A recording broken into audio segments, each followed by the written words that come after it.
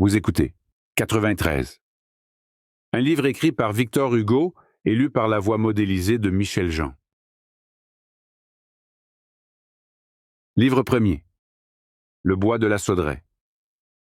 Dans les derniers jours de mai 1793, un des bataillons parisiens amenés en Bretagne par Santerre fouillait le redoutable bois de la Sauderaie en astillé.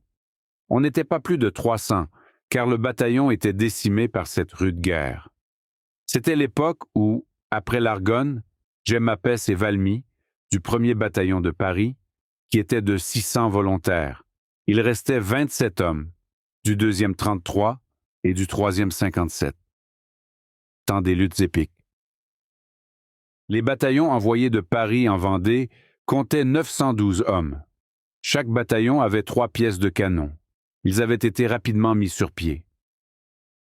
Le 25 avril, Gohier étant ministre de la Justice et Bouchotte étant ministre de la Guerre, la section du Bon Conseil avait proposé d'envoyer des bataillons de volontaires en Vendée. Le membre de la commune Lubin avait fait le rapport. Le 1er mai, Santerre était prêt à faire partir 12 000 soldats, 30 pièces de campagne et un bataillon de canonniers. Ces bataillons, faits si vite, furent si bien faits qu'ils servent aujourd'hui de modèle. C'est d'après leur mode de composition qu'on forme les compagnies de ligne. Ils ont changé l'ancienne proportion entre le nombre des soldats et le nombre des sous-officiers. Le 28 avril, la commune de Paris avait donné aux volontaires de Santerre cette consigne: point de grâce, point de quartier. À la fin de mai, sur les 12 000 partis de Paris, 8 000 étaient morts. Le bataillon engagé dans le bois de la Sauderaie se tenait sur ses gardes. On ne se hâtait point.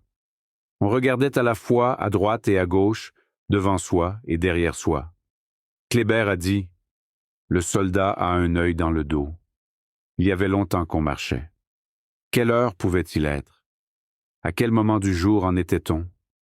Il eût été difficile de le dire, car il y a toujours une sorte de soir dans de si sauvages alliés, et il ne fait jamais clair dans ce bois-là. Le bois de la Sauderaie était tragique. C'était dans ce taillis que, dès le mois de novembre 1792, la guerre civile avait commencé ses crimes.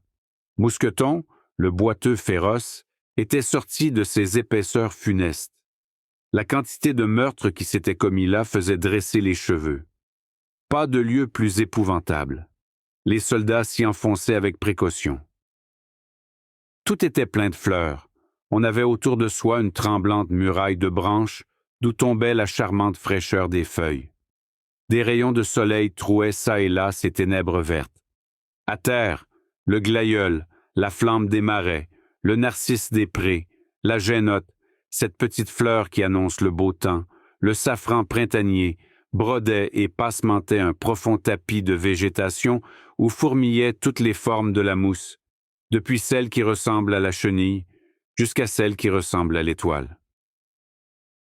Les soldats avançaient pas à pas, en silence, en écartant doucement les broussailles. Les oiseaux gazouillaient au-dessus des baïonnettes. La Sauderaie était un de ces halliers où jadis, dans les temps paisibles, on avait fait la ouishba, qui est la chasse aux oiseaux pendant la nuit. Maintenant, on y faisait la chasse aux hommes. Le taillis était tout de bouleaux, de hêtres et de chênes. Le sol plat, la mousse et l'herbe épaisse amortissaient le bruit des hommes en marche. Aucun sentier, ou des sentiers tout de suite perdus. Des houx, des prunelliers sauvages, des fougères, des haies d'arrêt de bœuf, de hautes ronces. Impossibilité de voir un homme à 10 pas. Par instant, passait dans le branchage un héron ou une poule d'eau indiquant le voisinage des marais. On marchait. On allait à l'aventure avec inquiétude et en craignant de trouver ce qu'on cherchait.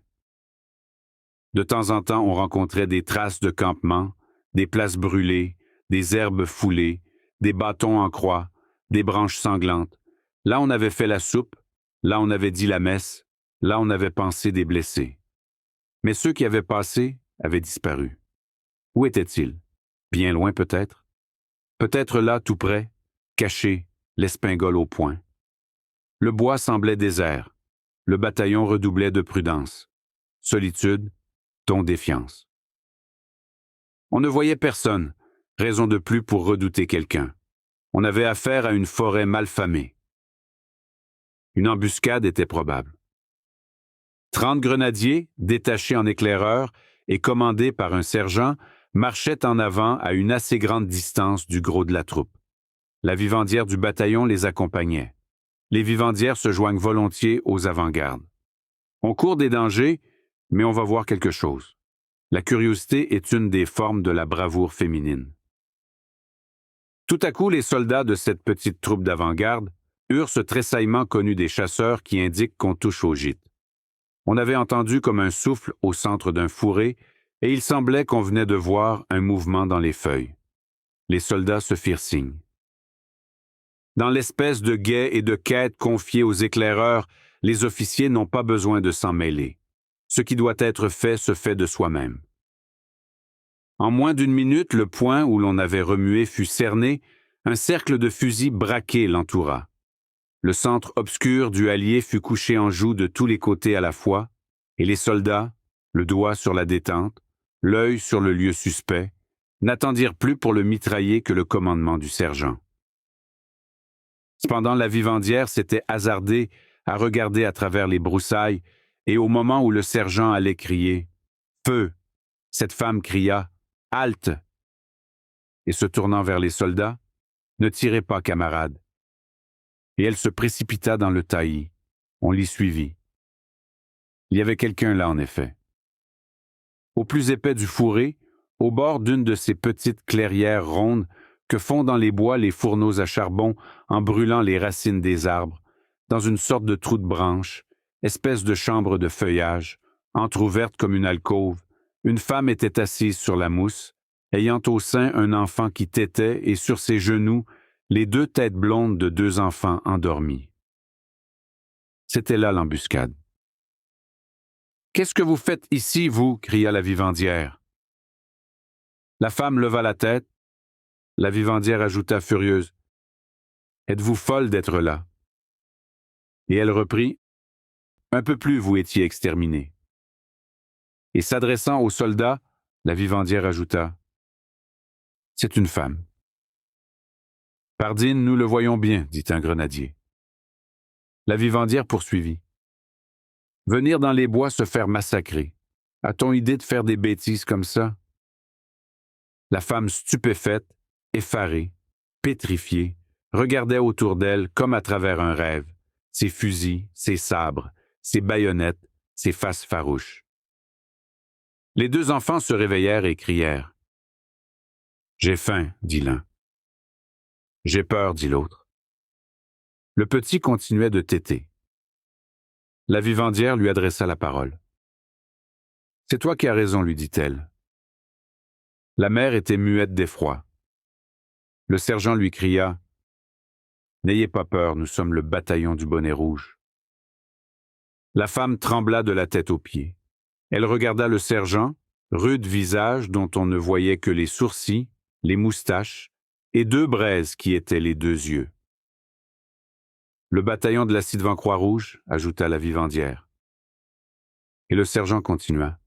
« Qui es-tu, madame? » La femme le considérait terrifiée. Elle était maigre, jeune, pâle, en haillons.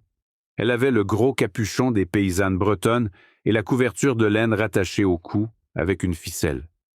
Elle laissait voir son sein nu avec une indifférence de femelle. Ses pieds, sans bas ni souliers, saignaient. « C'est une pauvre, » dit le sergent.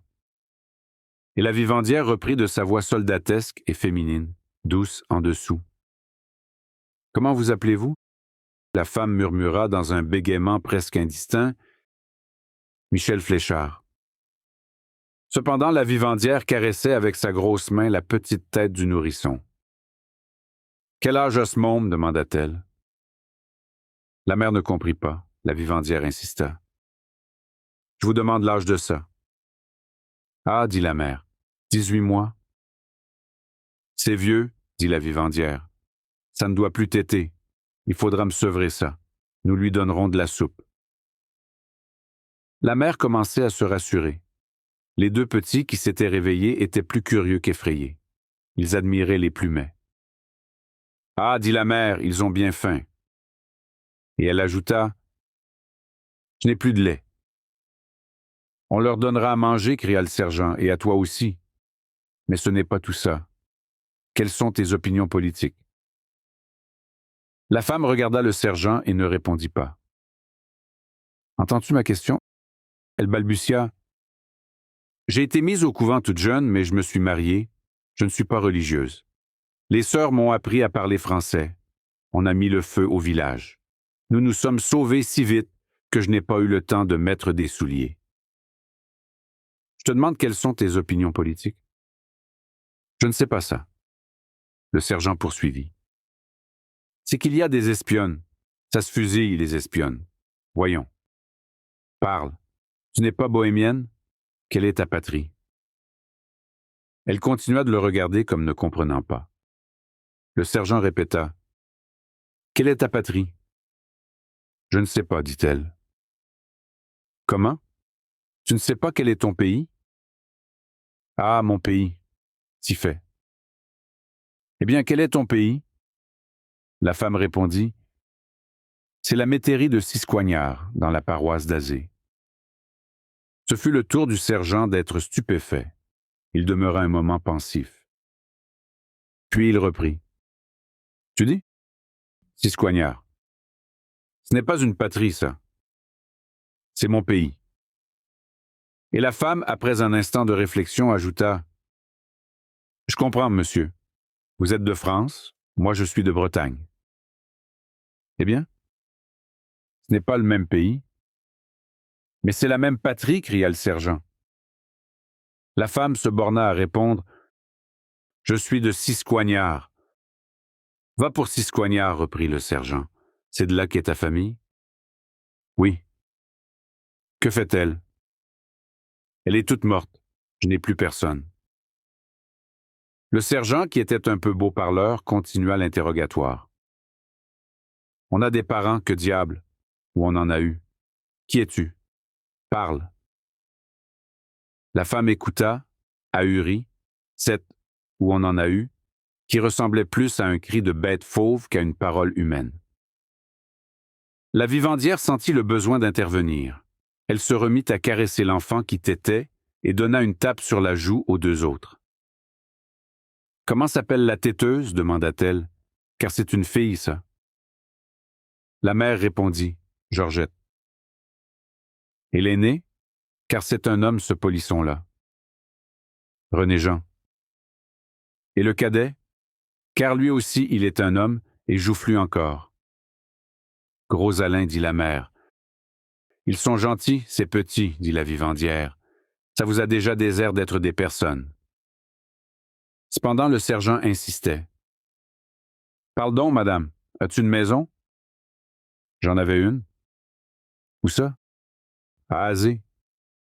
Pourquoi n'es-tu pas dans ta maison? Parce qu'on l'a brûlée. Qui ça? Je ne sais pas, une bataille. D'où viens-tu? De là. Où vas-tu? Je ne sais pas. Arrive au fait. Qui es-tu? Je ne sais pas. Tu ne sais pas qui tu es? Nous sommes des gens qui nous sauvons. De quel parti es-tu? Je ne sais pas. Es-tu des bleus? Es-tu des blancs? Avec qui es-tu? Je suis avec mes enfants. Il y eut une pause. La vivandière dit, moi, je n'ai pas eu d'enfant. Je n'ai pas eu le temps. Le sergent recommença. Mais tes parents? Voyons, madame, mets-nous au fait de tes parents. Moi, je m'appelle Radoub, je suis sergent, je suis de la rue du Cherche-Midi, mon père et ma mère en étaient, je peux parler de mes parents. Parle-nous des tiens. Dis-nous ce que c'était que tes parents. C'étaient les fléchards, voilà tout. Oui, les fléchards sont les fléchards, comme les Radoub sont les Radoub. Mais on a un état. Quel était l'état de tes parents? Qu'est-ce qu'ils faisaient? Qu'est-ce qu'ils font? Qu'est-ce qu'ils fléchardaient? Fléchards? C'étaient des laboureurs.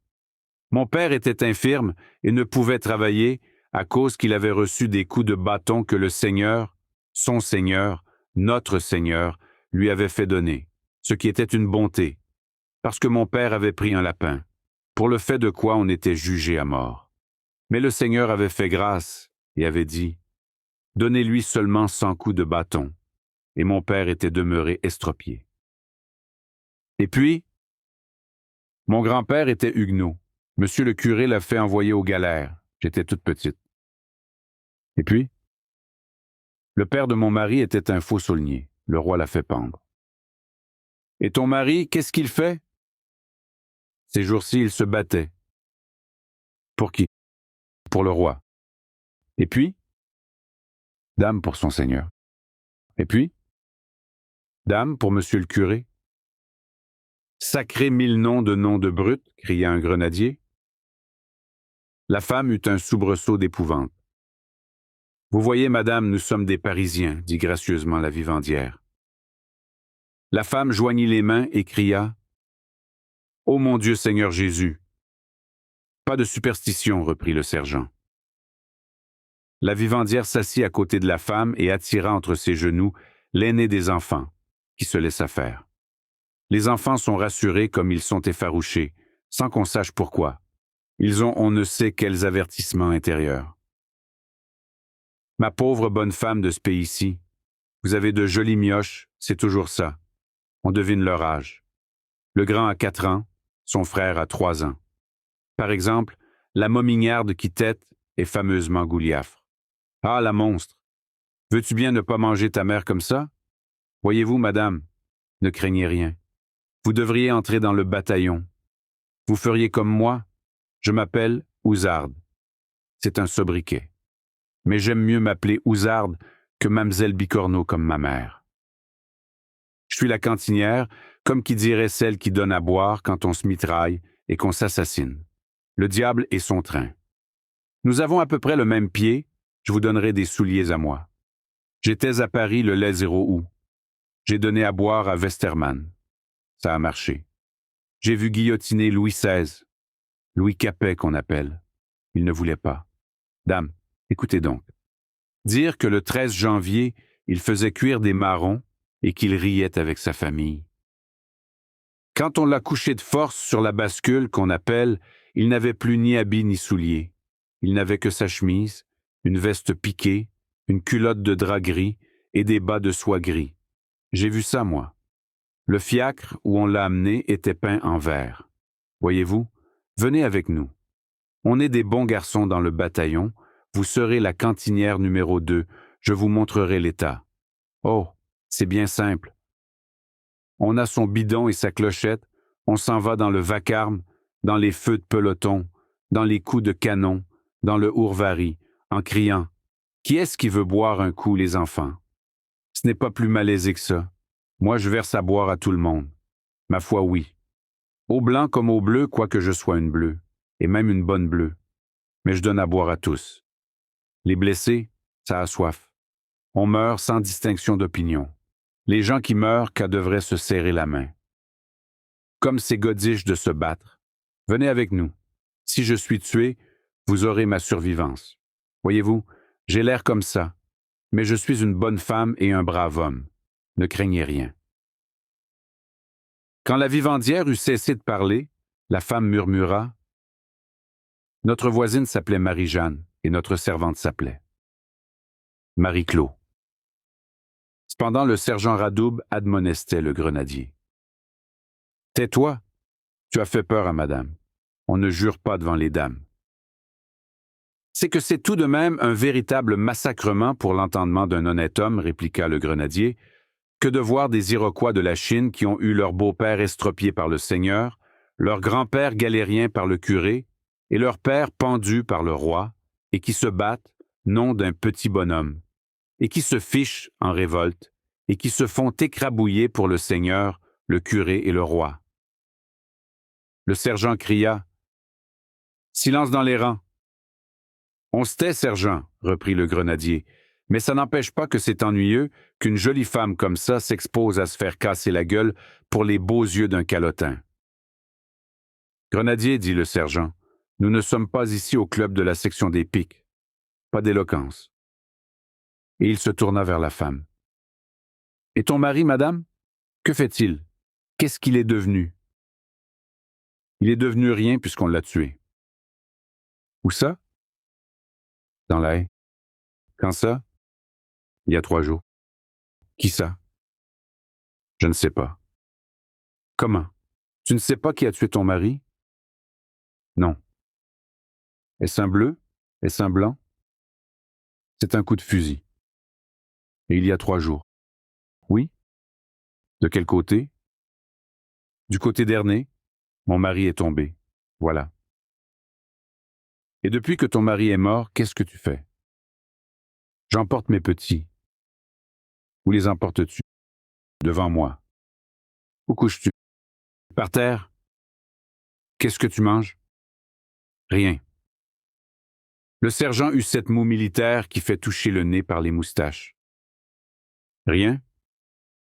C'est-à-dire des prunelles, des mûres dans les ronces, quand il y en a de restes de l'an passé, des graines de myrtille, des pousses de fougère. Oui, autant dire rien. L'aîné des enfants, qui semblait comprendre, dit « J'ai faim ». Le sergent tira de sa poche un morceau de pain de munition et le tendit à la mère. La mère rompit le pain en 2 morceaux et les donna aux enfants. Les petits mordirent avidement. « Elle n'en a pas gardé pour elle, grommela le sergent. « C'est qu'elle n'a pas faim, dit un soldat. « C'est qu'elle est la mère, dit le sergent. Les enfants s'interrompirent. « À boire, dit l'un. « À boire, répéta l'autre. « Et il n'y a pas de ruisseau dans ce bois du diable, dit le sergent. » La vivandière prit le gobelet de cuivre qui pendait à sa ceinture à côté de sa clochette, tourna le robinet du bidon qu'elle avait en bandoulière, versa quelques gouttes dans le gobelet et approcha le gobelet des lèvres des enfants. Le premier but et fit la grimace. Le second but et cracha. « C'est pourtant bon, dit la vivandière. »« C'est du coupe-figure » demanda le sergent. « Oui, et du meilleur, mais ce sont des paysans. » Et elle essuya son gobelet. Le sergent reprit. « Et comme ça, madame, tu te sauves? »« Il faut bien. »« À travers champs, va comme je te pousse. »« Je cours de toutes mes forces, et puis je marche, et puis je tombe. »« Pauvre paroissienne, dit la vivandière. »« Les gens se battent, balbutia la femme. Je suis tout entouré de coups de fusil. Je ne sais pas ce qu'on se veut. On m'a tué mon mari. Je n'ai compris que ça. » Le sergent fit sonner à terre la crosse de son fusil et cria « Quelle bête de guerre, nom d'une bourrique !» La femme continua. « La nuit passée, nous avons couché dans une émousse. »« Tous les 4 ?»« Tous les 4. »« Couché, couché. »« Alors, dit le sergent, couché debout, et il se tourna vers les soldats. « Camarades, un gros vieux arbre creux et mort, où un homme peut se fourrer comme dans une gaine, ces sauvages appellent ça une émousse. Qu'est-ce que vous voulez? Ils ne sont pas forcés d'être de Paris. »« Couché dans le creux d'un arbre, dit la vivandière, et avec 3 enfants. » Et, reprit le sergent, quand les petits gueulaient, pour les gens qui passaient et qui ne voyaient rien du tout, ça devait être drôle d'entendre un arbre crier « Papa, maman ». Heureusement, c'est l'été, soupira la femme. Elle regardait la terre, résignée, ayant dans les yeux l'étonnement des catastrophes. Les soldats silencieux faisaient cercle autour de cette misère. Une veuve, 3 orphelins, la fuite, l'abandon, la solitude, la guerre grondant tout autour de l'horizon, la faim, la soif, pas d'autre nourriture que l'herbe, pas d'autre toit que le ciel. Le sergent s'approcha de la femme et fixa ses yeux sur l'enfant qui tétait. La petite quitta le sein, tourna doucement la tête, regarda avec ses belles prunelles bleues l'effrayante face velue, hérissée et fauve qui se penchait sur elle et se mit à sourire. Le sergent se redressa et l'on vit une grosse larme rouler sur sa joue et s'arrêter au bout de sa moustache comme une perle. Il éleva la voix. « Camarades, de tout ça, je conclus que le bataillon va devenir père. Est-ce convenu? Nous adoptons ces 3 enfants-là. » « Vive la République !» crièrent les grenadiers. « C'est dit, fit le sergent. Et il étendit les deux mains au-dessus de la mère et des enfants. Voilà, dit-il, les enfants du bataillon du bonnet rouge. La vivandière sauta de joie. 3 têtes dans un bonnet, cria-t-elle. Puis elle éclata en sanglots, embrassa éperdument la pauvre veuve et lui dit « Comme la petite a déjà l'air gamine. »« Vive la République » répétèrent les soldats. Et le sergent dit à la mère « Venez, citoyenne. » Livre deuxième. La corvette Clémore. Y Angleterre et France mêlées. Au printemps de 1793, au moment où la France, attaquée à la fois à toutes ses frontières, avait la pathétique distraction de la chute des Girondins, voici ce qui se passait dans l'archipel de la Manche. Un soir, le 1er juin, à Jersey, dans la petite baie déserte de Bonne-Nuit, 1 heure environ avant le coucher du soleil, par un de ces temps brumeux qui sont commodes pour s'enfuir parce qu'ils sont dangereux pour naviguer, une corvette mettait à la voile. Ce bâtiment était monté par un équipage français, mais faisait partie de la flottille anglaise placée en station et comme en sentinelle à la pointe orientale de l'île. Le prince de la Tour d'Auvergne, qui était de la maison de Bouillon, commandait la flottille anglaise, et c'était par ses ordres et pour un service urgent et spécial que la corvette en avait été détachée. Cette corvette, immatriculée à la Trinity House sous le nom de The Claymore, était en apparence une corvette de charge, mais en réalité une corvette de guerre. Elle avait la lourde et pacifique allure marchande. Il ne fallait pas s'y fier pourtant. Elle avait été construite à 2 fins, ruse et force, tromper, s'il est possible, combattre, s'il est nécessaire. Pour le service qu'elle avait à faire cette nuit-là, le chargement avait été remplacé dans l'entrepont par 30 caronades de fort calibre. Ces 30 caronades, soit qu'on prévit une tempête, soit plutôt qu'on voulut donner une figure débonnaire au navire, étaient à la serre, c'est-à-dire fortement amarrées en dedans par de triples chaînes et la volée appuyée aux écoutilles lamponnées. Rien ne se voyait au dehors. Les sabords étaient aveuglés, les panneaux étaient fermés. C'était comme un masque mis à la corvette. Ces caronades étaient à roues de bronze à rayons, ancien modèle, dit modèle radié. Les corvettes d'ordonnance n'ont de canon que sur le pont. Celle-ci, faite pour la surprise et l'embûche, était à pont désarmé et avait été construite de façon à pouvoir porter, comme on vient de le voir, une batterie d'entreponts. La Clémore était d'un gabarit massif et trapu et pourtant bonne marcheuse. C'était la coque la plus solide de toute la marine anglaise et au combat, elle valait presque une frégate, quoiqu'elle n'eût pour mât d'artimon qu'un mâtereau avec une simple brigantine. Son gouvernail, de forme rare et savante, avait une membrure courbe presque unique qui avait coûté 50 livres sterling dans les chantiers de Southampton. L'équipage, tout français, était composé d'officiers émigrés et de matelots déserteurs. Ces hommes étaient triés. Pas un qui ne fût bon marin, bon soldat et bon royaliste. Ils avaient le triple fanatisme du navire, de l'épée et du roi. Un demi-bataillon d'infanterie de marine, pouvant au besoin être débarqué, était amalgamé à l'équipage. La corvette Clémore avait pour capitaine un chevalier de Saint-Louis, le comte du Bois-Berthelot, un des meilleurs officiers de l'ancienne marine royale, pour second le chevalier de la Vieux-Ville, qui avait commandé aux gardes françaises la compagnie où Hoche avait été sergent, et pour pilote le plus sagace patron de Jersey, Philippe Gaquois. On devinait que ce navire avait à faire quelque chose d'extraordinaire. Un homme, en effet, venait de s'y embarquer, qui avait tout l'air d'entrer dans une aventure. C'était un haut vieillard, droit et robuste, à figure sévère, dont il eût été difficile de préciser l'âge, parce qu'il semblait à la fois vieux et jeune. Un de ces hommes qui sont pleins d'années et pleins de force, qui ont des cheveux blancs sur le front et un éclair dans le regard. 40 ans pour la rigueur et 80 ans pour l'autorité. Au moment où il était monté sur la corvette, son manteau de mer s'était entrouvert et l'on avait pu le voir vêtu sous ce manteau de larges braies dites bragoubras, de bottes jambières et d'une veste en peau de chèvre montrant en dessus le cuir passementé de soie et en dessous le poil hérissé et sauvage, costume complet du paysan breton.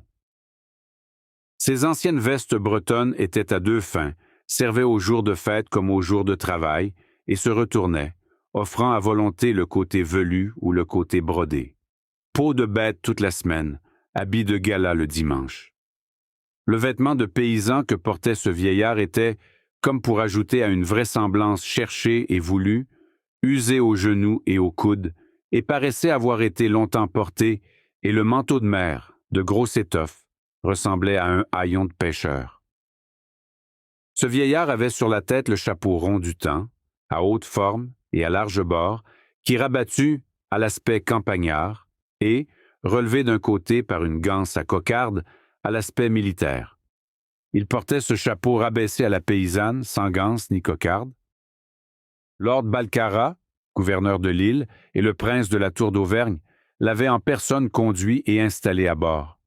L'agent secret des princes, Gélambre, ancien garde du corps de M. le comte d'Artois, avait lui-même veillé à l'aménagement de sa cabine, poussant le soin et le respect, quoique fort bon gentilhomme, jusqu'à porter derrière ce vieillard sa valise. En le quittant pour retourner à terre, M. de Gélambre avait fait à ce paysan un profond salut. Lord Balcarras lui avait dit « Bonne chance, général », et le prince de la Tour d'Auvergne lui avait dit « Au revoir, mon cousin ». Le paysan, c'était en effet le nom sous lequel les gens de l'équipage s'étaient mis tout de suite à désigner leurs passagers dans les courts dialogues que les hommes de mer ont entre eux. Mais, sans en savoir plus long, il comprenait que ce paysan n'était pas plus un paysan que la corvette de guerre n'était une corvette de charge. Il y avait peu de vent. La Clémore quitta Bonne-Nuit, passa devant Boulet-Baie et fut quelque temps en vue, courant débordé. Puis elle décrut dans la nuit croissante et s'effaça. Une heure après, Gélambre, rentré chez lui à Saint-Hélier, expédia, par l'exprès de Southampton, à M. le comte d'Artois, au quartier général du duc d'York, les 4 lignes qui suivent. Monseigneur, le départ vient d'avoir lieu. Succès certain. Dans 8 jours, toute la côte sera en feu, de Granville à Saint-Malo.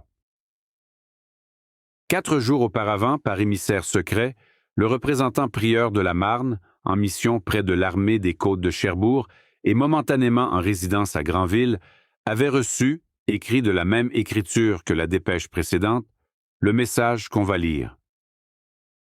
Citoyens représentants, le 1er juin, à l'heure de la marée, la corvette de guerre Clémore, à batterie masquée, appareillera pour déposer sur la côte de France un homme dont voici le signalement. Haute taille, vieux, cheveux blancs, habits de paysan, mains d'aristocrate. Je vous enverrai demain plus de détails. Il débarquera le 2 au matin. Avertissez la croisière, capturez la corvette, faites guillotiner l'homme. 2. Nuit, sur le navire et sur le passager. La corvette, au lieu de prendre par le sud et de se diriger vers Sainte-Catherine, avait mis le cap au nord, puis avait tourné à l'ouest et s'était résolument engagée entre Sercq et Jersey dans le bras de mer qu'on appelle le passage de la Déroute. Il n'y avait alors de phare sur aucun point de ces 2 côtes. Le soleil s'était bien couché, la nuit était noire, plus que ne le sont d'ordinaire les nuits d'été. C'était une nuit de lune, mais de vastes nuages, plutôt de l'équinoxe que du solstice, plafonnaient le ciel, et selon toute apparence, la lune ne serait visible que lorsqu'elle toucherait l'horizon au moment de son coucher. Quelques nuées pendaient jusque sur la mer et la couvraient de brume. Toute cette obscurité était favorable. L'intention du pilote Gacquoy était de laisser Jersey à gauche et Guernesey à droite et de gagner, par une marche hardie entre les Hanois et les Douvres, une baie quelconque du littoral de Saint-Malo, route moins courte que par les Minquiers, mais plus sûre, la croisière française ayant pour consigne habituelle de faire surtout le guet entre Saint-Hélier et Granville. Si le vent s'y prêtait, si rien ne survenait, et en couvrant la corvette de toile, Gacquoy espérait toucher la côte de France au point du jour. Tout allait bien, la corvette venait de dépasser Gros Nez. Vers 9 heures, le temps fit mine de bouder, comme disent les marins, et il y eut du vent et de la mer. Mais ce vent était bon, et cette mer était forte, sans être violente. Pourtant, à de certains coups de lame, l'avant de la corvette embarquait. Le paysan que Lord Balcarras avait appelé général, et auquel le prince de la Tour d'Auvergne avait dit « Mon cousin avait le pied marin et se promenait avec une gravité tranquille sur le pont de la corvette. Il n'avait pas l'air de s'apercevoir qu'elle était fort secouée. De temps en temps, il tirait de la poche de sa veste une tablette de chocolat dont il cassait et mâchait un morceau, ses cheveux blancs n'empêchant pas qu'il eût toutes ses dents. Il ne parlait à personne, si ce n'est par instant, bas et brièvement, au capitaine qui l'écoutait avec déférence et semblait considérer ce passager comme plus commandant que lui-même. La Clémore, habilement pilotée, côtoya, inaperçue dans le brouillard, le long escarpement nord de Jersey, serrant de près la côte à cause du redoutable écueil Pierre de Lec qui est au milieu du bras de mer entre Jersey et Sercq. Gacquoy, debout à la barre, signalant tour à tour la grève de Leake, Gros-Nez, Plémont, faisait glisser la corvette parmi ses chaînes de récifs, en quelque sorte à tâtons, mais avec certitude, comme un homme qui est de la maison et qui connaît les êtres de l'océan. La corvette n'avait pas de feu à l'avant, de crainte de dénoncer son passage dans ces mers surveillées. On se félicitait du brouillard. On atteignit la grande étape. La brume était si épaisse qu'à peine distinguait-on la haute silhouette du pinacle. On entendit 10 heures sonner au clocher de Saint-Ouen, signe que le vent se maintenait vent arrière. Tout continuait d'aller bien. La mer devenait plus houleuse à cause du voisinage de la Corbière. Un peu après 10 heures, le comte du Bois-Berthelot et le chevalier de la Vieux-Ville reconduisirent l'homme aux habits de paysan jusqu'à sa cabine, qui était la propre chambre du capitaine.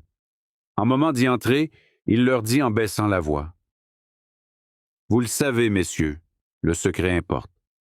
Silence jusqu'au moment de l'explosion. Vous seuls connaissez ici mon nom. » « Nous l'emporterons au tombeau, répondit Bois-Berthelot.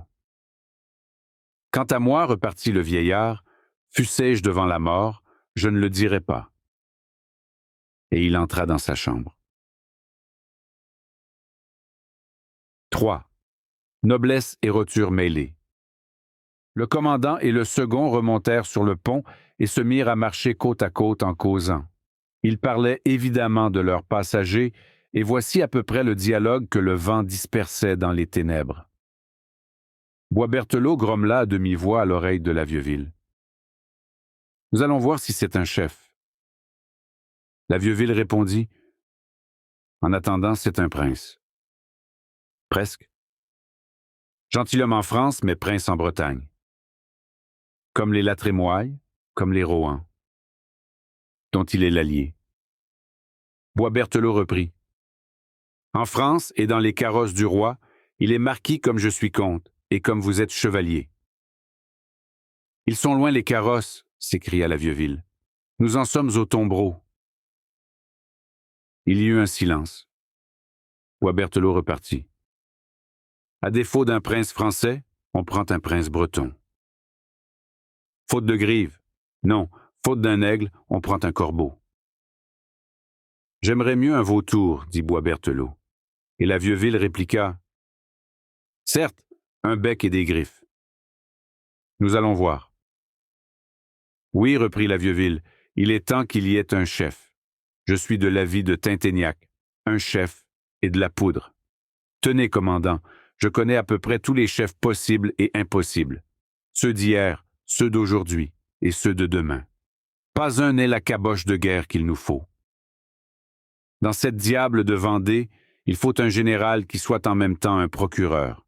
Il faut ennuyer l'ennemi, lui disputer le moulin, le buisson, le fossé, le caillou, lui faire de mauvaises querelles, tirer parti de tout, veiller à tout, massacrer beaucoup, faire des exemples, n'avoir ni sommeil ni pitié. À cette heure, dans cette armée de paysans, il y a des héros, il n'y a pas de capitaine. Delbé est nul, Lezeur est malade, Bonchamp fait grâce.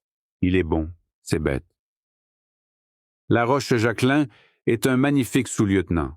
Sills est un officier de rase campagne, impropre à la guerre d'expédient. Catlino est un charretier naïf. Stofflet est un garde-chasse rusé. Bérard est inepte. Boulainvilliers est ridicule. Charette est horrible.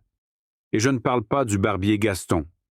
Car, Mort-de-Mont-Bleu, à quoi bon chamailler la Révolution et quelle différence y a-t-il entre les républicains et nous si nous faisons commander les gentilshommes par les perruquiers?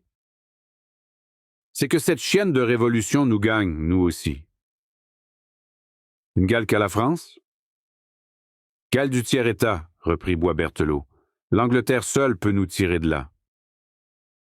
Elle nous en tirera, n'en doutez pas, capitaine. En attendant, c'est laid. Certes, des manants partout. La monarchie, qui a pour général en chef Stofflet, garde-chasse de M. de Maulevrier, n'a rien à envier à la République qui a pour ministre Pache, fils du portier du duc de Castries. Quel vis-à-vis que cette guerre de la Vendée, d'un côté Santerre le Brasseur, de l'autre Gaston le Merlan. Mon cher Lavieuville, je fais un certain cas de ce Gaston. Il n'a point mal agi dans son commandement de Guéméné. Il a gentiment arquebusé 300 bleus après leur avoir fait creuser leur fosse par eux-mêmes. À la bonne heure, mais je l'eusse fait tout aussi bien que lui. Par Dieu, sans doute, et moi aussi. Les grands actes de guerre, reprit Lavieuville, veulent de la noblesse dans qui les accomplit. Ce sont choses de chevaliers et non de perruquiers. Il y a pourtant dans ce tiers-état, répliqua Boisberthelot, des hommes estimables. Tenez par exemple cet horloger Joly. Il avait été sergent au régiment de Flandre, il se fait chef vendéen, il commande une bande de la côte. Il a un fils qui est républicain, et pendant que le père sert dans les blancs, le fils sert dans les bleus. Rencontre, bataille. Le père fait prisonnier son fils et lui brûle la cervelle. Celui-là est bien, dit Lavieuville. Un Brutus royaliste, reprit Boisberthelot. Cela n'empêche pas qu'il est insupportable d'être commandé par un Coquereau, un Jean-Jean, un Moulin, un Focard, un Beaujus, un Choupe. Quel gâchis! Et le duc de Chartres, fils d'égalité. Ah ça, quand sera-t-il roi, celui-là? Jamais. Il monte au trône, il est servi par ses crimes. Et desservi par ses vices, dit Boisberthelot. Il y eut encore un silence, et Boisberthelot poursuivit. Il avait pourtant voulu se réconcilier, il était venu voir le roi. J'étais là, à Versailles, quand on lui a craché dans le dos. Du haut du grand escalier? Oui. On a bien fait. Nous l'appelions Bourbon le Bourbeux. Il est chauve, il a des pustules, il est régicide, poids. Et Lavieuville ajouta, « Moi j'étais à Ouessant avec lui. » Sur le Saint-Esprit? Oui. S'il eût obéi au signal de tenir le vent que lui faisait l'amiral d'Orvilliers, il empêchait les Anglais de passer. Certes. Est-il vrai qu'il se soit, caché à fond de cale? Non, mais il faut le dire tout de même. Et Lavieuville éclata de rire. Boisberthelot reprit. Il y a des imbéciles. Tenez, ce Boulainvilliers dont vous parliez, Lavieuville, je l'ai connu, je l'ai vu de près. Au commencement, les paysans étaient armés de piques. Ne s'étaient-ils pas fourrés dans la tête d'en faire des piquiers? Il voulait leur apprendre l'exercice de la pique en biais et de la pique traînante le fer devant. Il avait rêvé de transformer ces sauvages en soldats de ligne. Il prétendait leur enseigner à émousser les angles d'un carré et à faire des bataillons à centre vide. Il leur baragouinait la vieille langue militaire. Pour dire un chef d'escouade, il disait un cap d'escadre, ce qui était l'appellation des caporaux sous Louis XIV. Il s'obstinait à créer un régiment avec tous ses braconniers. Il avait des compagnies régulières dont les sergents se rangeaient en rond tous les soirs, recevant le mot et le contre-mot du sergent de la colonelle qui les disait tout bas au sergent de la lieutenance, lequel les disait à son voisin qui les transmettait au plus proche, et ainsi d'oreille en oreille jusqu'au dernier. Il cassa un officier qui ne s'était pas levé tête nue pour recevoir le mot d'ordre de la bouche du sergent. Vous jugez comme cela a réussi. Ce butor ne comprenait pas que les paysans veulent être menés à la paysanne et qu'on ne fait pas des hommes de caserne avec des hommes des bois. Oui, j'ai connu ce Boulainvilliers-là. Ils firent quelques pas, chacun songeant de son côté. Puis la causerie continua. À propos, se confirme-t-il que Dampierre soit tué? Oui, commandant. Devant Condé? Au camp de Pamars, d'un boulet de canon. Boisberthelot soupira. Le comte de Dampierre, encore un des nôtres qui était des leurs. Bon voyage, dit la Vieuville. Et mesdames, où sont-elles? À Trieste. Toujours? Toujours? Et la Vieuville s'écria. Ah, cette République! Que de dégâts pour peu de choses, quand on pense que cette révolution est venue pour un déficit de quelques millions. Se défier des petits points de départ, dit Boisberthelot. Tout va mal, reprit la Vieuville. Oui, la Rouarie est mort, du Dresnay est idiot. Quel triste meneur que tous ces évêques, ce Coucy, l'évêque de La Rochelle, ce Beaupoil Saint-Nolaire, l'évêque de Poitiers, ce Mercy, l'évêque de Luçon, amant de Madame de l'Échasserie. Laquelle s'appelle Servanteau, vous savez, commandant. L'Échasserie est un nom de terre. Et ce faux évêque d'Agra, qui est curé de je ne sais quoi? De Dole. Il s'appelle Guillot de Folleville. Il est brave, du reste, et se bat. Des prêtres quand il faudrait des soldats, des évêques qui ne sont pas des évêques, des généraux qui ne sont pas des généraux. La Vieuville interrompit Boisberthelot. Commandant, vous avez le moniteur dans votre cabine? Oui. Qu'est-ce donc qu'on joue à Paris dans ce moment-ci? Adèle et Paulin et la caverne. Je voudrais voir ça. Vous le verrez, nous serons à Paris dans un mois. Boisberthelot réfléchit un instant et ajouta « Au plus tard, Monsieur Windham l'a dit à Milord Hood. » Mais alors, commandant, tout ne va pas si mal? Tout irait bien, parbleu, à la condition que la guerre de Bretagne fût bien conduite. La Vieuville hocha la tête. Commandant, reprit-il, débarquerons-nous l'infanterie de marine? Oui, si la côte est pour nous. Non, si elle est hostile. Quelquefois, il faut que la guerre enfonce les portes. Quelquefois, il faut qu'elle se lisse. La guerre civile doit toujours avoir dans sa poche une fausse clé. On fera le possible. Ce qui importe, c'est le chef. Et Boisberthelot, pensif, ajouta « La Vieuville, que penseriez-vous du chevalier de Dieuzy? » Du jeune? Oui. Pour commander? Oui. Que c'est encore un officier de plaine et de bataille rangé. La broussaille ne connaît que le paysan. Alors, résignez-vous au général Stofflet et au général Catlino. La Vieuville rêva un moment et dit « Il faudrait un prince de France, un prince du sang, un vrai prince. » Pourquoi? Qui dit prince? Dit Poltron. Je le sais, commandant. Niais, c'est pour l'effet sur les gros yeux bêtes des gars. Mon cher chevalier, les princes ne veulent pas venir. On s'en passera. Boisberthelot fit ce mouvement machinal qui consiste à se presser le front avec la main, comme pour en faire sortir une idée. Il reprit. Enfin, essayons de ce général-ci.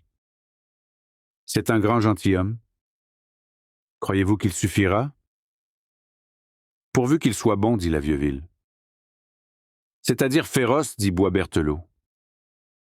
Le comte et le chevalier se regardèrent. Monsieur du Boisberthelot, vous avez dit le mot, féroce. Oui, c'est là ce qu'il nous faut. Ceci est la guerre sans miséricorde. L'heure est au sanguinaire. Les régicides ont coupé la tête à Louis XVI, nous arracherons les 4 membres aux régicides. Oui, le général nécessaire est le général inexorable. Dans l'Anjou et dans le Haut-Poitou, les chefs font les magnanimes, on patauge dans la générosité, rien ne va. Dans le Marais et dans le pays de Retz, les chefs sont atroces, tout marche.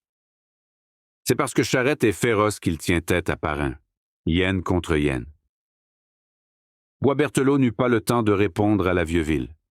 la Vieux-Ville eut la parole brusquement coupée par un cri désespéré, et en même temps, on entendit un bruit qui ne ressemblait à aucun des bruits qu'on entend. Ce cri et ces bruits venaient du dedans du navire. Le capitaine et le lieutenant se précipitèrent vers l'entrepont, mais ne purent y entrer. Tous les canonniers remontaient éperdus. Une chose effrayante venait d'arriver. 4. Tormentum Belli. Une des caronades de la batterie, une pièce de 24, s'était détachée. Ceci est le plus redoutable peut-être des événements de mer. Rien de plus terrible ne peut arriver à un navire de guerre au large et en pleine marche. Un canon qui casse son amarre devient brusquement on ne sait quelle bête surnaturelle. C'est une machine qui se transforme en un monstre. Cette masse court sur ses roues, a des mouvements de billes de billard, penche avec le roulis, plonge avec le tangage, va, vient, s'arrête, paraît méditer, reprend sa course, traverse comme une flèche le navire d'un bout à l'autre, pirouette, se dérobe, s'évade, se cabre, heurte, ébrèche, tue, extermine. C'est un bélier qui bat à sa fantaisie une muraille. Ajoutez ceci, le bélier est de fer, la muraille est de bois. C'est l'entrée en liberté de la matière. On dirait que cet esclave éternel se venge. Il semble que la méchanceté qui est dans ce que nous appelons les objets inertes sorte et éclate tout à coup. Cela a l'air de perdre patience et de prendre une étrange revanche obscure. Rien de plus inexorable que la colère de l'inanimé. Ce bloc forcené a les sauts de la panthère, la lourdeur de l'éléphant, l'agilité de la souris, l'opiniâtreté de la cognée, l'inattendu de la houle, les coups de coude de l'éclair, la surdité du sépulcre. Il pèse 10 000 et il ricoche comme une balle d'enfant. Ce sont des tournoiements brusquement coupés d'angle droit. Et que faire? Comment en venir à bout? Une tempête cesse, un cyclone passe, un vent tombe, un mât brisé se remplace, une voie d'eau se bouche, un incendie s'éteint. Mais que devenir avec cette énorme brute de bronze? De quelle façon s'y prendre? Vous pouvez raisonner un dogue, étonner un taureau, fasciner un boa, effrayer un tigre, attendrir un lion.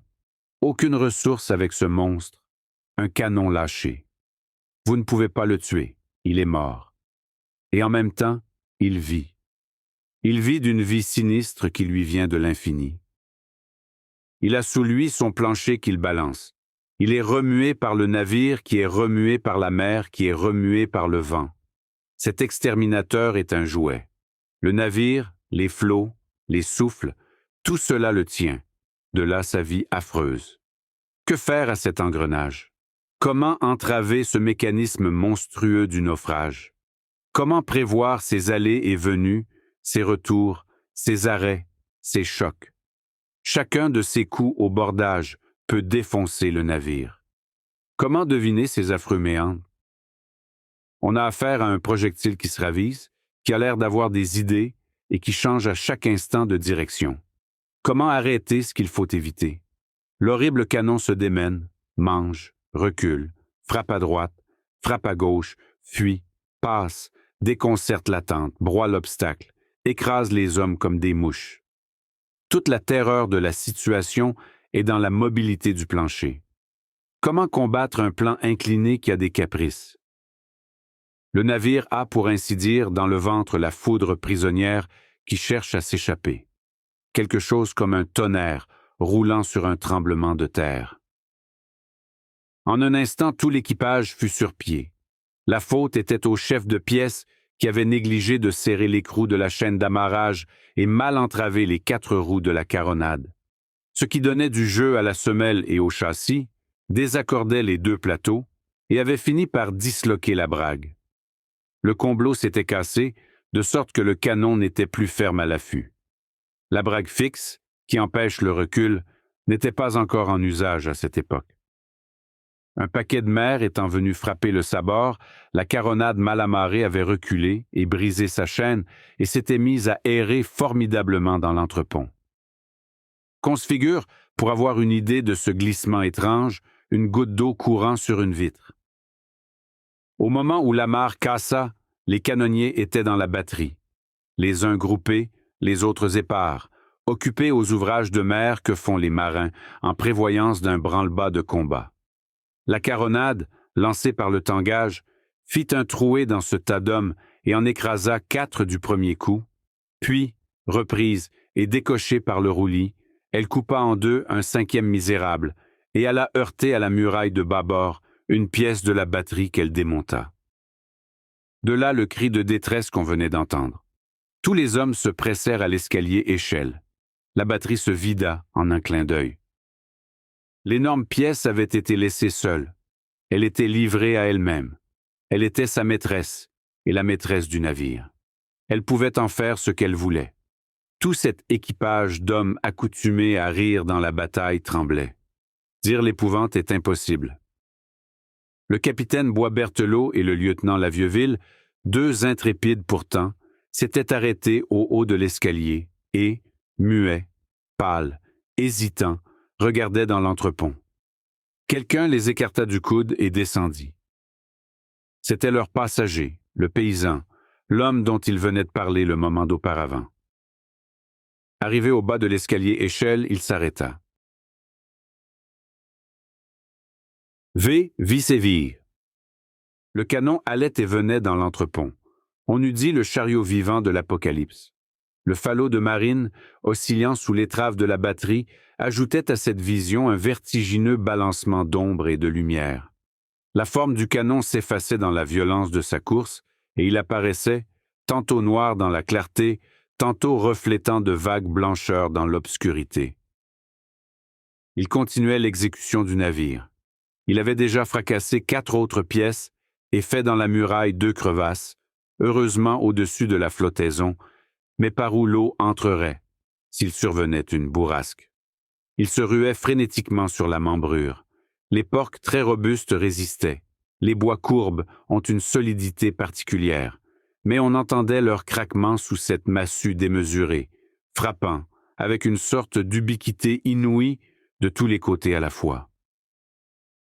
Un grain de plomb secoué dans une bouteille n'a pas des percussions plus insensées et plus rapides. Les 4 roues passaient et repassaient sur les hommes tués, les coupaient, les dépeçaient et les déchiquetaient, et des 5 cadavres avaient fait 20 tronçons qui roulaient à travers la batterie. Les têtes mortes semblaient crier. Des ruisseaux de sang se tordaient sur le plancher selon les balancements du roulis. Le vaigrage, avarié en plusieurs endroits, commençait à s'entr'ouvrir. Tout le navire était plein d'un bruit monstrueux. Le capitaine avait promptement repris son sang-froid et sur son ordre, ou avait jeté par le carré, dans l'entrepont, tout ce qui pouvait amortir et entraver la course effrénée du canon, les matelas, les hamacs, les rechanges de voiles, les rouleaux de cordage, les sacs d'équipage et les ballots de faux assignats dont la corvette avait tout un chargement, cette infamie anglaise étant regardée comme de bonne guerre. Mais que pouvaient faire ces chiffons, personne n'osant descendre pour les disposer comme il eût fallu? En quelques minutes, ce fut de la charpie. Il y avait juste assez de mer pour que l'accident fût aussi complet que possible. Une tempête eût été désirable. Elle eût peut-être culbuté le canon, et une fois les 4 roues en l'air, on eût pu s'en rendre maître. Cependant, le ravage s'aggravait. Il y avait des écorchures et même des fractures au mât qui, emboîtés dans la charpente de la quille, traversent les étages des navires et y font comme de gros piliers ronds. Sous les frappements convulsifs du canon, le mât de misaine s'était lézardé, le grand mât lui-même était entamé. La batterie se disloquait. 10 pièces sur 30 étaient hors de combat.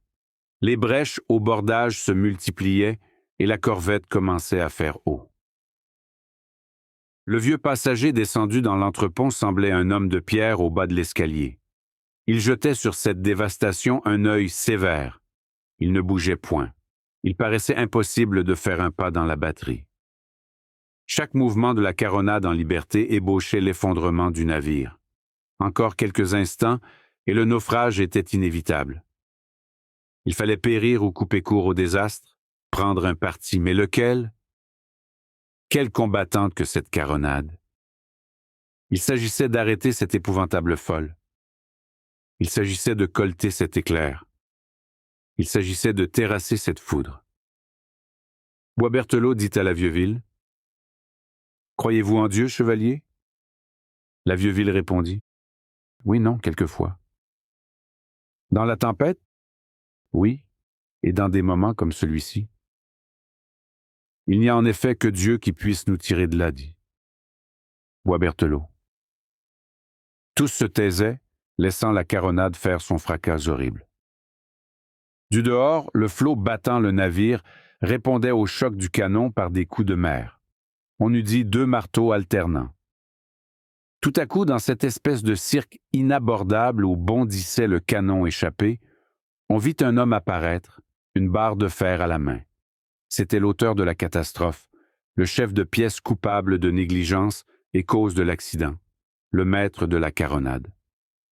Avant fait le mal, il voulait le réparer.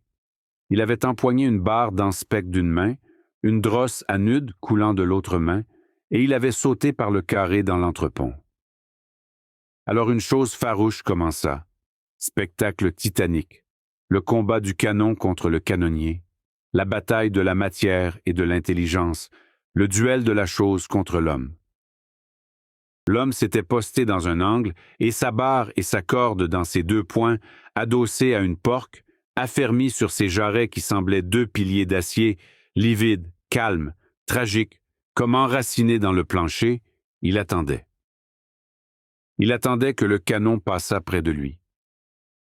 Le canonnier connaissait sa pièce, et il lui semblait qu'elle devait le connaître. Il vivait depuis longtemps avec elle. Que de fois il lui avait fourré la main dans la gueule. C'était son monstre familier.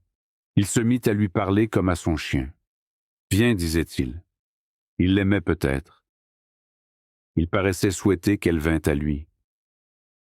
Mais venir à lui, c'était venir sur lui. Et alors il était perdu. Comment éviter l'écrasement? Là était la question. Tous regardaient, terrifiés. Pas une poitrine ne respirait librement, excepté peut-être celle du vieillard qui était seul dans l'entrepont avec les 2 combattants, témoins sinistres. Il pouvait lui-même être broyé par la pièce. Il ne bougeait pas. Sous eux, le flot, aveugle, dirigeait le combat. Au moment où, acceptant ce corps à corps effroyable, le canonnier vint provoquer le canon, un hasard des balancements de la mer fit que la caronade demeura un moment immobile et comme stupéfaite. « Viens donc, » lui disait l'homme. Elle semblait écouter. Subitement, elle sauta sur lui. L'homme esquiva le choc. La lutte s'engagea. Lutte inouïe. Le fragile se colletant avec l'invulnérable. Le belluaire de chair attaquant la bête d'airain. D'un côté une force, de l'autre une âme. Tout cela se passait dans une pénombre. C'était comme la vision indistincte d'un prodige. Une âme, chose étrange, on eût dit que le canon en avait une lui aussi, mais une âme de haine et de rage. Cette cécité paraissait avoir des yeux. Le monstre avait l'air de guetter l'homme. Il y avait, on l'eût pu croire du moins, de la ruse dans cette masse. Elle aussi choisissait son moment. C'était on ne sait quel gigantesque insecte de fer ayant ou semblant avoir une volonté de démon. Par moments, cette sauterelle colossale cognait le plafond bas de la batterie. Puis elle retombait sur ses 4 roues comme un tigre sur ses 4 griffes et se remettait à courir sur l'homme. Lui, souple, agile, adroit, se tordait comme une couleuvre sous tous ses mouvements de foudre. Il évitait les rencontres, mais les coups auxquels il se dérobait tombaient sur le navire et continuaient de le démolir. Un bout de chaîne cassée était resté accroché à la caronade. Cette chaîne s'était enroulée on ne sait comment dans la vis du bouton de culasse. Une extrémité de la chaîne était fixée à l'affût.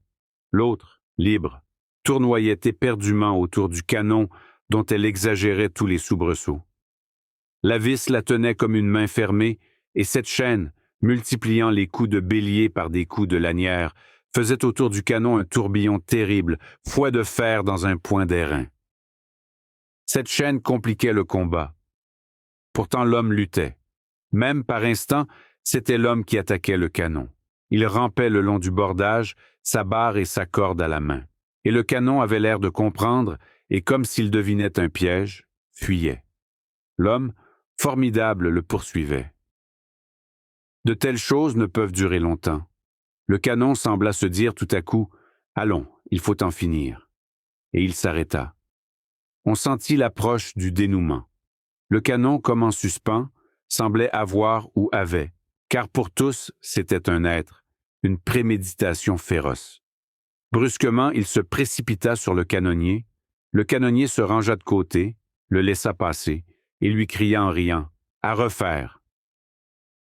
Le canon, comme furieux, brisa une caronade à bâbord, puis, ressaisi par la fronde invisible qui le tenait, il s'élança à tribord sur l'homme qui échappa.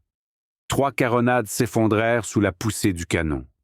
Alors, comme aveugle et ne sachant plus ce qu'il faisait, il tourna le dos à l'homme, roula de l'arrière à l'avant, détraqua l'étrave et alla faire une brèche à la muraille de la proue.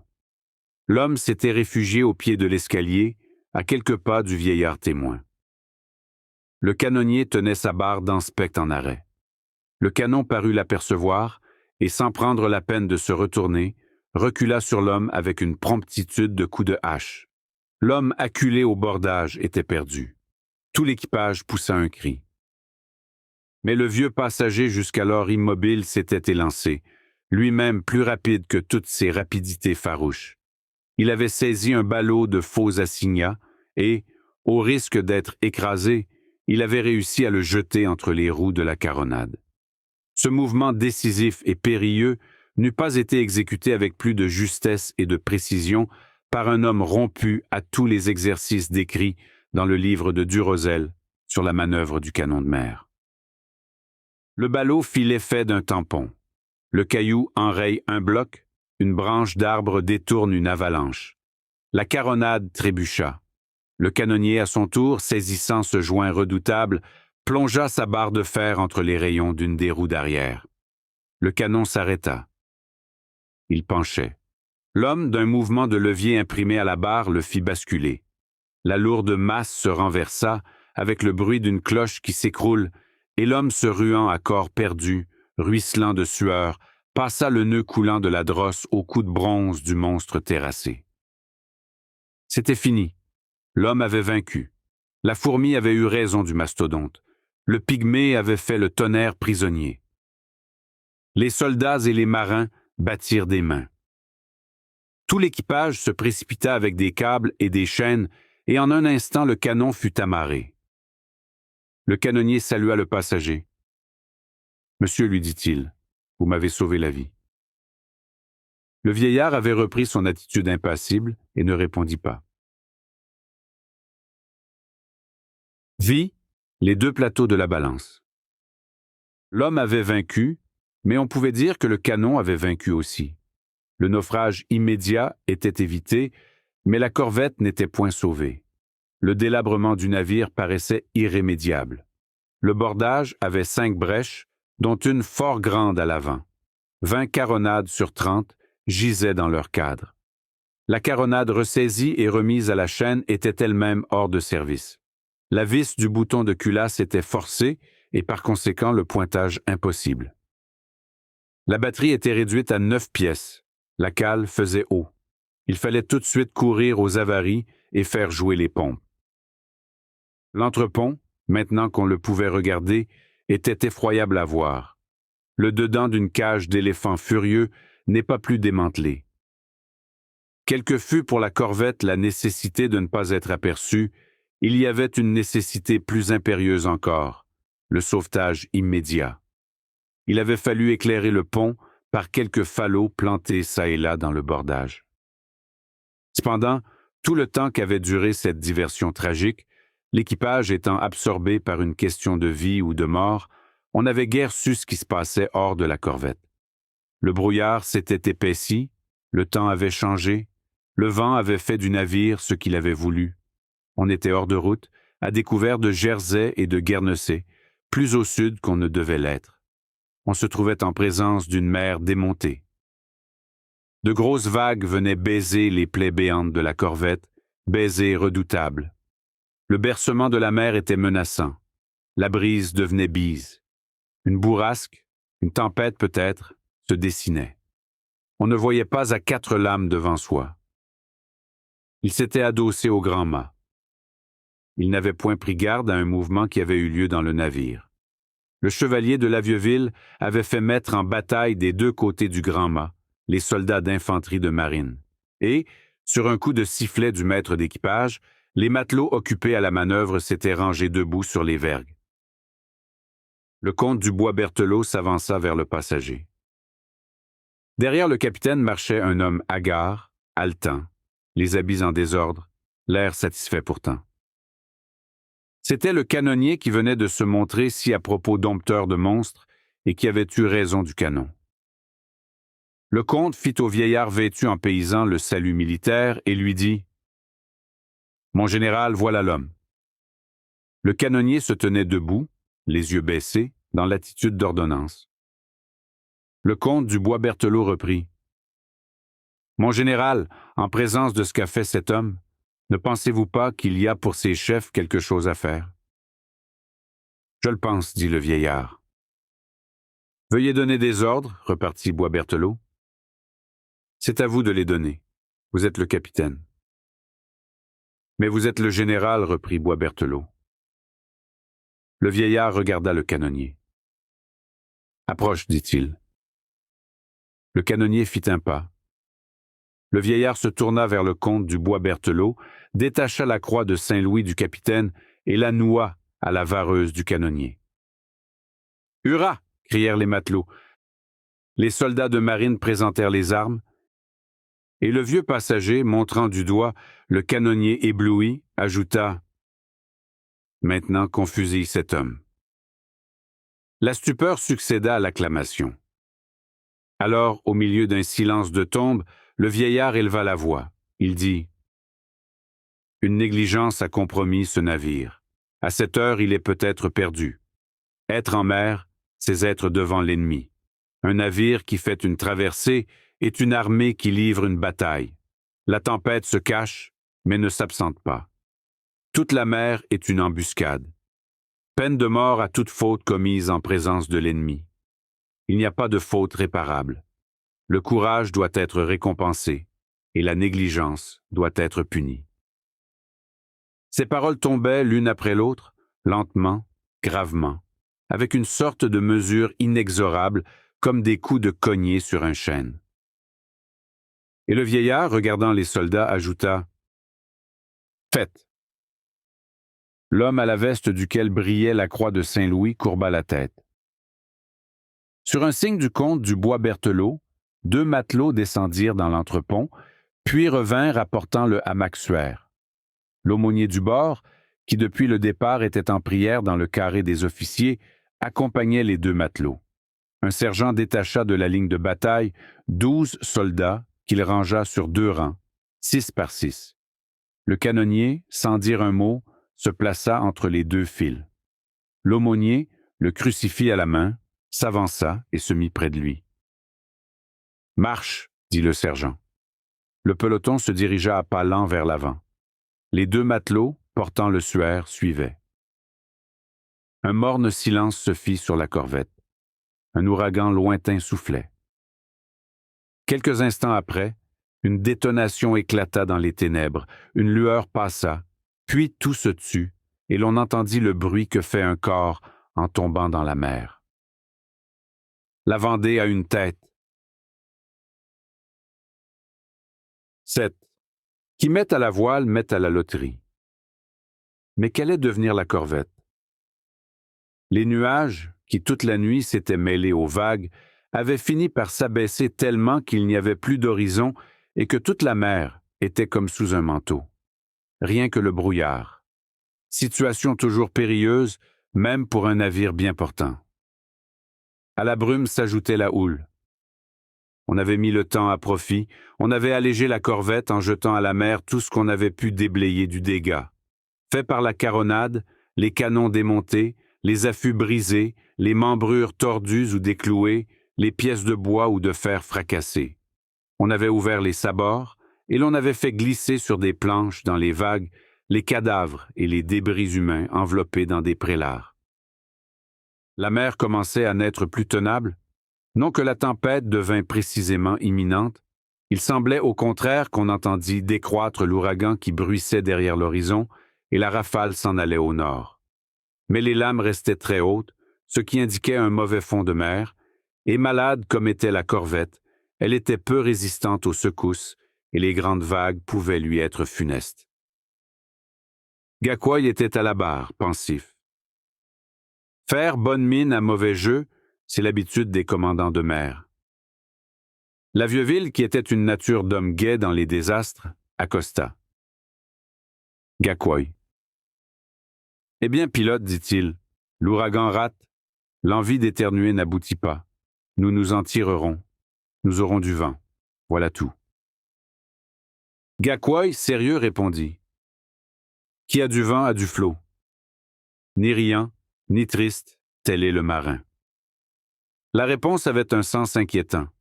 Pour un navire qui fait haut, avoir du flot, c'est s'emplir vite. Gakouaï avait souligné ce pronostic d'un vague froncement de sourcils. Peut-être, après la catastrophe. Du canon et du canonnier, la Vieux-Ville avait-il dit, un peu trop tôt, des paroles presque joviales et légères. Il y a des choses qui portent malheur quand on est au large. La mer est secrète, on ne sait jamais ce qu'elle a. Il faut prendre garde. La Vieux-Ville sentit le besoin de redevenir grave. « Où sommes-nous, pilote » demanda-t-il. Le pilote répondit. « Nous sommes dans la volonté de Dieu. Un pilote est un maître, il faut toujours le laisser faire et il faut souvent le laisser dire. D'ailleurs, cette espèce d'homme parle peu. » La Vieux-Ville s'éloigna. La Vieux-Ville avait fait une question au pilote, ce fut l'horizon qui répondit. La mer se découvrit tout à coup. Les brumes qui traînaient sur les vagues se déchirèrent, tout l'obscur bouleversement des flots s'étala à perte de vue dans un demi-jour crépusculaire, et voici ce qu'on vit. Le ciel avait comme un couvercle de nuages, mais les nuages ne touchaient plus la mer. À l'est apparaissait une blancheur qui était le lever du jour, à l'ouest blêmissait une autre blancheur qui était le coucher de la lune. Ces deux blancheurs faisaient sur l'horizon, vis-à-vis l'une de l'autre, deux bandes étroites de lueur pâle entre la mer sombre et le ciel ténébreux. Sur ces deux clartés se dessinaient, droites et immobiles, des silhouettes noires. Au couchant, sur le ciel éclairé par la lune se découpaient trois hautes roches, debout comme des pelvennes celtiques. Au levant, sur l'horizon pâle du matin se dressaient 8 voiles rangées en ordre et espacées d'une façon redoutable. Les 3 roches étaient un écueil, les 8 voiles étaient une escadre. On avait derrière soi les Minquiers, un rocher qui avait mauvaise réputation, devant soi la croisière française. À l'ouest, l'abîme, allait le carnage. On était entre un naufrage et un combat. Pour faire face à l'écueil, la corvette avait titre coque trouée, un gréement disloqué, une mâture ébranlée dans sa racine. Pour faire face à la bataille, elle avait une artillerie dont 21 canons sur 30 étaient démontés et dont les meilleurs canonniers étaient morts. Le point du jour était très faible, et l'on avait un peu de nuit devant soi. Cette nuit pouvait même durer encore assez longtemps, étant surtout faite par les nuages, qui étaient hauts, épais et profonds, et avaient l'aspect solide d'une voûte.